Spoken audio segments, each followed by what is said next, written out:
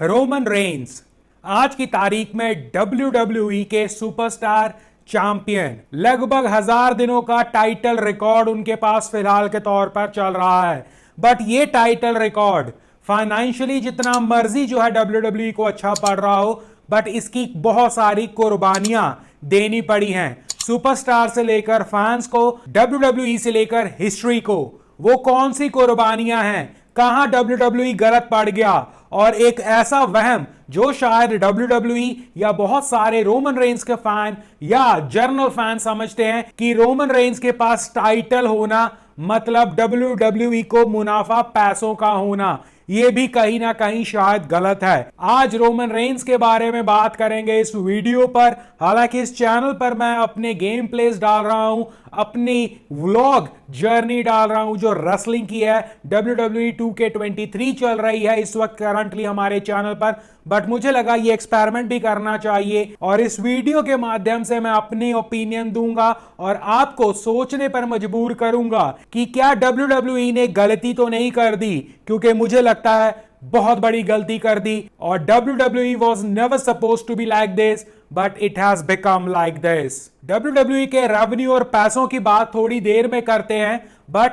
WWE championship और WWE heavyweight championship, ये दोनों टाइटल्स रोमन रेन होल्ड करते हैं इस वक्त। और ये कहीं ना कहीं एक ऐसी अपॉर्चुनिटी WWE के पास रहती थी कि दो चैंपियंस उनके शोज में हो, रॉ में भी हो, स्मैकडाउन में भी हो, और ये दो चैंपियंस डिक्टेट कर सकते थे WWE का फेस। आप एक ऑल टुगेदर दो अलग अलग यूनिट क्रिएट कर सकते थे।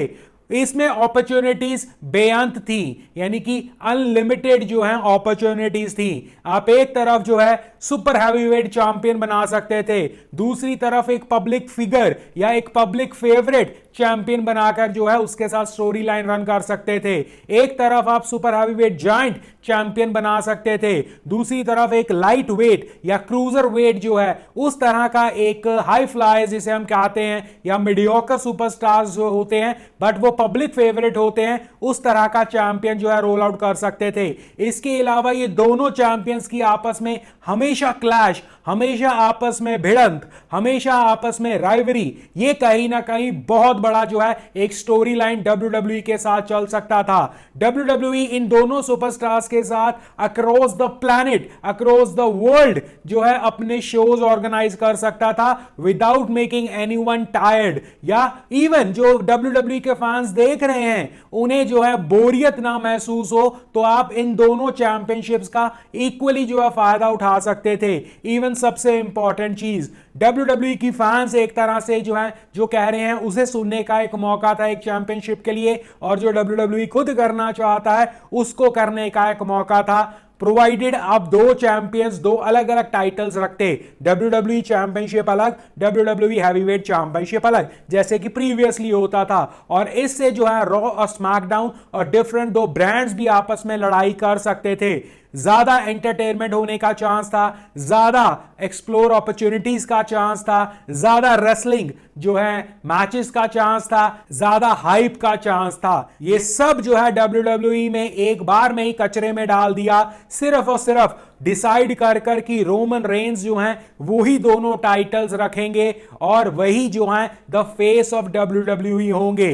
इसका जो नुकसान होगा या हुआ है ये आपने शायद काउंट नहीं किया हो, और शायद WWE को आज ये रियलाइज नहीं हो रहा, बट जो अपॉर्चुनिटी लॉस हुई है उसकी कोई भरपाई नहीं होती है। एक एग्जांपल देता हूं, एक वक्त पर डेनियल ब्रायन जो यस यस की चांट करते थे वो बहुत पॉपुलर थे WWE क्राउड में, बट क्योंकि WWE को अपनी जिद जो है पूरी करनी थी, वो उन्हें चैंपियन कभी बना ही नहीं पाए, जब बनाया उसे जो है ज्यादा कंटिन्यू नहीं कर पाए। बट अगर आपके पास शो पर या एक WWE में दो टाइटल्स अलग अलग होती तो आप बहुत इजीली फैंस फेवरेट को WWE चैंपियन बना सकते थे, वर्सेस आप अपनी भी जो है जिद पूरी कर सकते थे। और फेयर फाइट है, एक तरफ फैन फेवरेट और एक तरफ आपका खुद का फेवरेट, किस तरह जो है, और स्पेशली इस तरह आपके पास दो अपॉर्चुनिटी होती हर बार अपनी ही स्टोरी लाइन को, अपने ही डिसीजंस को, अपनी ही रेसलिंग के पूरी स्क्रिप्ट को टेस्ट करने की,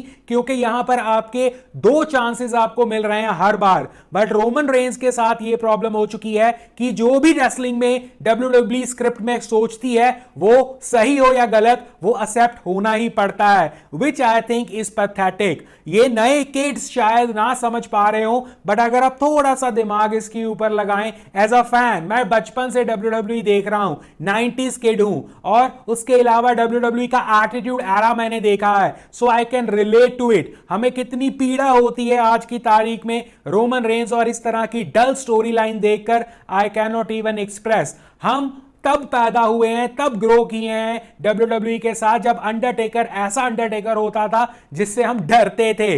rock, People's Champion, People's Elbow, Stone Cold Steve Austin, Bret the Hitman Hart, Hulk Hogan, मतलब आप सोच नहीं सकते एटीट्यूड एरा में क्या कुछ हो जाता था और क्या कुछ। इसके अलावा जो इनके नीचे वाले सुपरस्टार्स थे, सो कॉल्ड, जो फ्रंट लाइनर्स में नहीं थे, एडी गुerrero, क्रिस बेनवॉट जिसका नाम नहीं लिया जाता, एज, इसके अलावा जेफ हार्डी, मैट हार्डी, ये सारी इतनी बड़ी स्टोरी लाइन होती थी कि इवन क्रूजर वेट आज की तारीख में भी डडली बॉयज के साथ एक स्पाइक डडली आता था, वो भी हमें याद है। रिकीशी के साथ टू कूल टू सेक्सी बनकर जो है आते थे, वो भी हमें याद है, और वो क्रूजर वेट्स होते थे।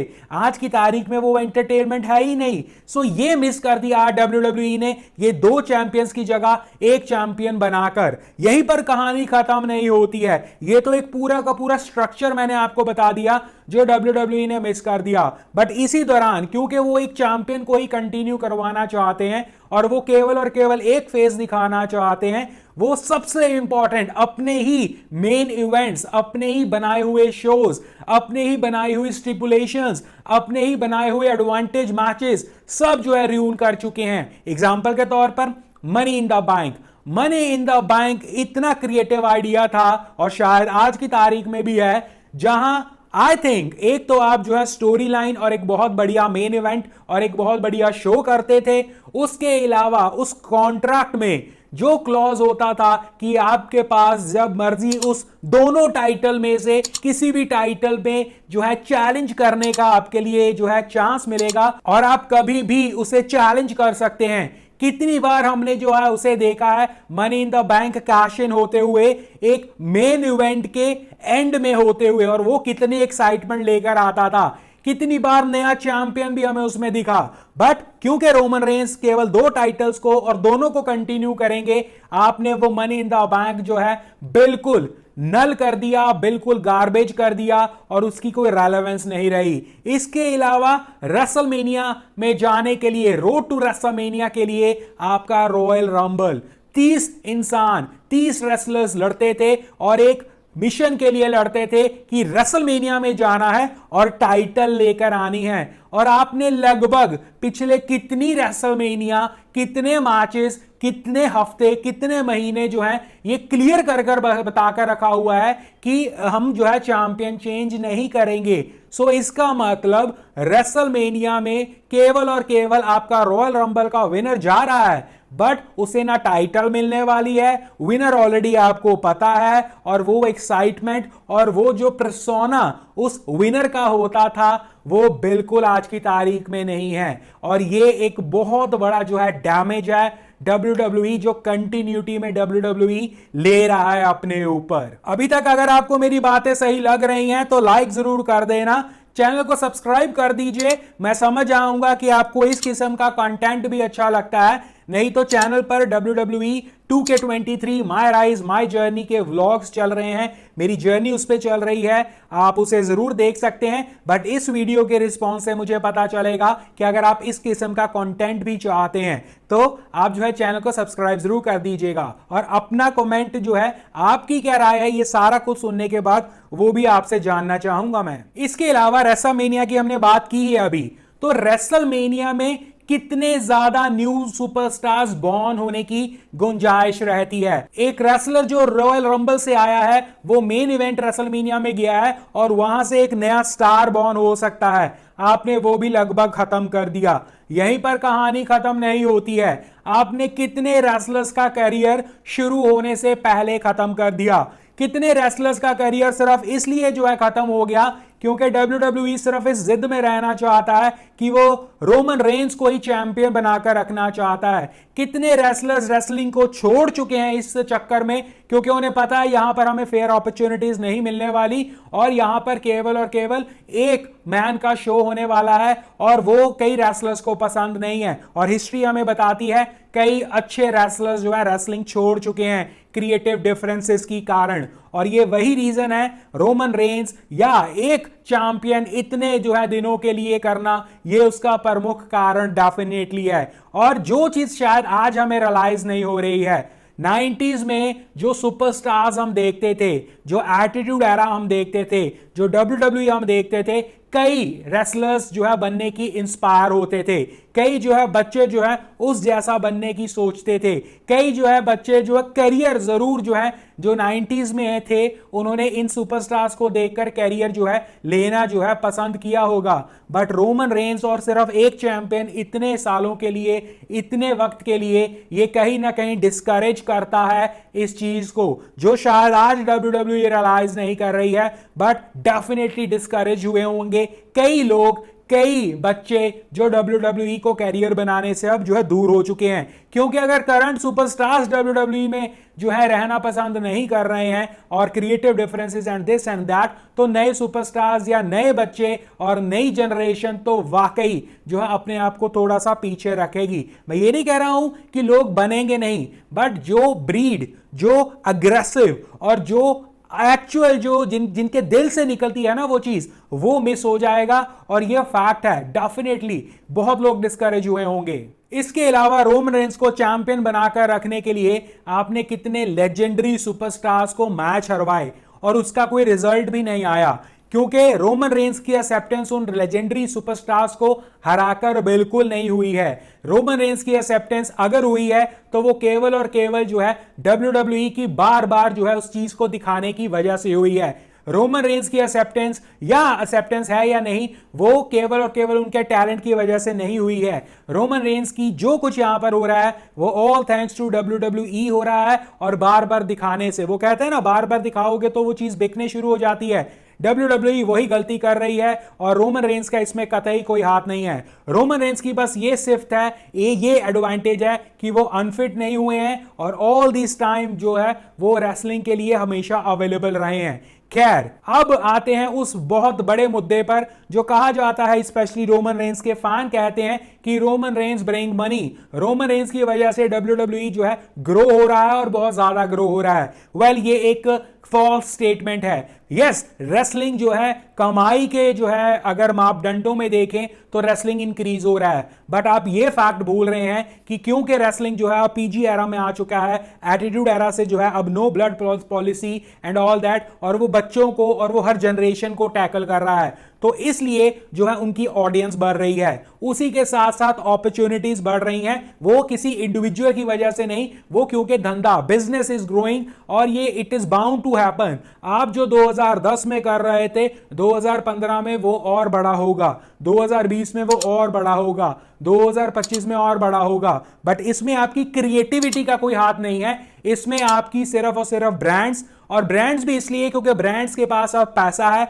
उनके पास एक वाइडर ऑडियंस है और आप हर ऑडियंस को टैकल कर रहे हैं। पहले आप अमेरिका में थे, आप जो है केवल और केवल अगर इंडिया में दिखा रहे थे तो फ्री दिखा रहे थे। अब इंडिया में भी नेटवर्क है WWE का, एग्जांपल के तौर पर इंडिया की बात कर रहा हूं, और उन सारी कंट्रीज में लोग सब्सक्रिप्शन बेस्ड मॉडल पर जा रहे हैं, लोग एडवर्टाइजमेंट रेवेन्यूज पर जा रहे हैं। तो ये सारी चीजें जो है ग्रो हो रही हैं। मैं WWE देखना जो है मैंने कम जरूर कर दिया रोमन रेंस की वजह से, और इसका मतलब ये नहीं है कि WWE से मेरा नाता टूट गया। वो अगर जो है किसी भी टॉम डिक हैरी को रेसलिंग का चैंपियन बना देंगे, मेरा कनेक्शन वहां पर बना रहेगा। यस, पहले मैं अगर हफ्ते में दोनों शोज देखता था, अब मैं सिर्फ मेन इवेंट देखता हूं, और यही है वो जो क्लासिकल चीज है। जो लोग फ्री हैं, जो बच्चे जिन्हें ये टैकल कर रहे हैं, उनके पास टाइम अवेलेबिलिटी बहुत है और वो कहीं ना कहीं एक तरह से अपने आप को, क्योंकि अब ऑडियंस भी बढ़ चुकी है, इसलिए आप उन्हें जो है कंटिन्यूटी में दिखा सकते हैं।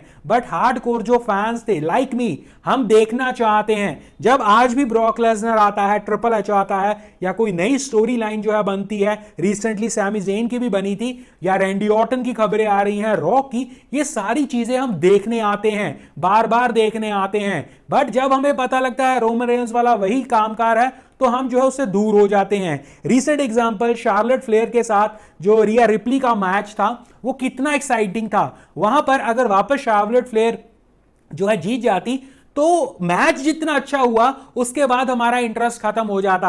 बट यहां पर एक नया चैंपियन हमें दिखा, और वो नया चैंपियन देखने के लिए, और नया चैंपियन डब्ल्यूडब्ल्यू ने कुछ नया किया, हमें उतनी ही एक्साइटमेंट हुई। तो ये है वो फैक्टर, और इसलिए रोमन रेंस की वजह से पैसा नहीं आता है डब्ल्यूडब्ल्यूई में, बल्कि डब्ल्यूडब्ल्यूई खुद ग्रो कर रहा है और रोमन रेंस केवल एक फेस है। रोमन रेंस की जगह आप कल को लोगन पॉल को भी लगा देंगे, लोगन पॉल भी आपके लिए फिगर्स लेकर आएगा, प्रोवाइडेड आपको क्रिएटिव होना पड़ेगा। और एक और इंपॉर्टेंट चीज, ये जो पैसा डब्ल्यूडब्ल्यूई के पास रिकॉर्ड हाइस पे आ रहा है, वो एक चीज हमेशा ध्यान रखिए, ये तब आ रहा है जब डब्ल्यूडब्ल्यूई एक्चुअली क्रिएटिव नहीं है, डब्ल्यूडब्ल्यूई एक्चुअली जो है अपनी तरफ से एफर्ट्स नहीं कर रहा है, डब्ल्यूडब्ल्यूई एक सेफ एरिया जो है एक्सप्लॉइट कर रहा है। बट यहीं पर इमेजिन अगर डब्ल्यूडब्ल्यूई इस सेफ एरिया को निकालकर थोड़ा सा क्रिएटिव हो और थोड़ा सा रिस्क टेकिंग एबिलिटी अपनी बढ़ाए और हार्डकोर फैंस को वापस जो है लाने की जरूरत जो है महसूस करें, और उन्हें जो है लाने की कोशिश करें अपनी जो है नई स्क्रिप्ट्स और इंप्रेसिव स्टोरी लाइंस और कमाल की जो है नई नई स्क्रिप्ट्स लाकर, तो कहीं ना कहीं हो सकता है यही रेवेन्यू जो आज जो है 2-3 टाइम्स बढ़ रहा है, वो 5 to 10 टाइम्स या इससे भी ज्यादा बढ़े। तो ये एक डिबेटेबल चीज है कि रोमन रेंस पैसा ला रहे हैं या डब्ल्यूडब्ल्यूई नेचुरल ग्रोथ कर रहा है। मेरे ख्याल से रोमन रेंस का इसमें कोई बड़ा हाथ नहीं है। आपको क्या लगता है जरूर बताइए। फॉर मी डब्ल्यूडब्ल्यूई ने पिछले कई साल जो है बर्बाद कर लिए हैं, केवल और केवल ये डिसीजन कर कर कि रोमन रेंस ही दोनों चैंपियनशिप्स जो है रिटेन करेंगे और इतने वक्त के लिए। आप अगर रोमन रेंस को बनाना ही चाहते हैं, मेरा पर्सनल रोमन रेंस के साथ कोई एजेंडा नहीं है, हो भी नहीं सकता, तो उन्हें एक चैंपियनशिप दे दीजिए, दूसरी चैंपियनशिप खोल कर रखिए, एटलीस्ट और उस चैंपियनशिप की कोई रेलेवेंस हो। इसी के साथ साथ आपने बाकी सारी चैंपियनशिप्स का रेलेवेंस लगभग खत्म कर दिया है। सेम आपने टैग टीम चैंपियनशिप के साथ किया, जब ऊसो ब्रदर्स जो है वो चैंपियनशिप छोड़ नहीं रहे थे ये पिछली रेसलमेनिया से पहले।